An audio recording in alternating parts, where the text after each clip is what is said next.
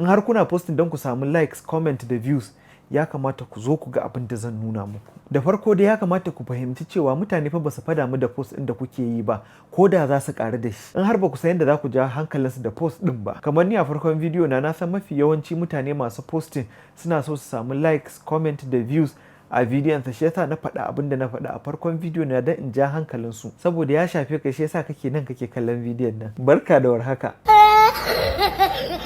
Na san ba kawai kuna so mutane su kalli bidiyon ku su wuce ba tare da sun yi liking, commenting, musamman ma su yi following ɗinku ba. Saboda haka ya zama na dole bidiyon da za ku yi posting ya zama bidiyo ne da mutane za su ƙaru da shi ta hanyar nishaɗantarwa, ko kuma bidiyo ne da zai ƙarfafa mutum, ko kuma bidiyo ne da zai ba wa mutane sha'awa, ko kuma bidiyo da zai ilmantar da mutane kamar irin wanda nake yi kullum. Sannan kuma lokacin posting yana da matuƙar amfani saboda kusan kowa lokacin posting ɗinsa daban ne. A bidiyo na baya na yi magana akai, in kuma ka ƙaru koyaye ne ku tabbata kun following ɗina.